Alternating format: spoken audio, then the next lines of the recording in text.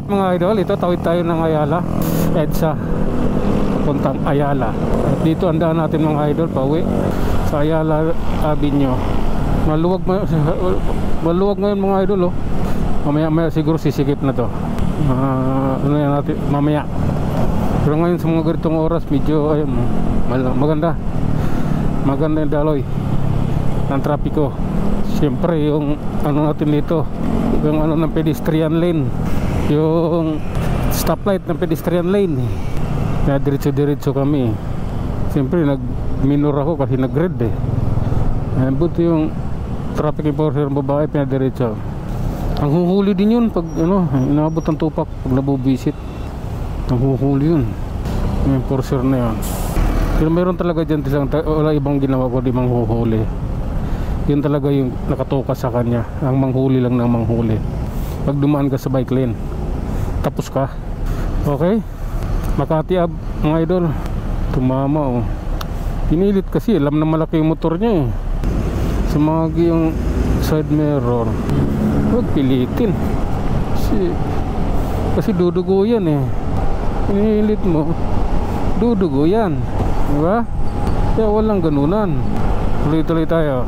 Red doon, ay green doon, red dito sa Paseo de Rojas.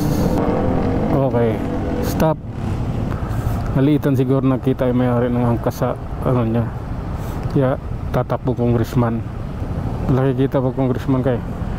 Yan yung reality of life. Okay, wait lang. Hintay pa tayo mga idol, medyo matagal pa yan. Okay. Tigil na kayo, kami na eh. Kanya pa magsitigil eh. Nag-green na eh, ay nag-red. Ibig sabihin nun, stop na kayo. Titigas ng mukha nyo eh. Binambobuisit kayo ng tao, yung matino eh. Okay, ang titino namin eh, nadadamay kami. Okay. Lalay, may stoplight dito sa may De La Costa Street. Hintay lang tayo mga idol, matatapos yan. Oh, okay, medyo matagal pa, alanganin tayo. Guna, nagbusina na yan sa likod ko para wag kong makabante. Okay, lalay lang tayo mga idol dahil may mga sasakyan sa ating harapan at gilid. So kailangan nating mag-ingat. At pinakadabis doon, dahan-dahan.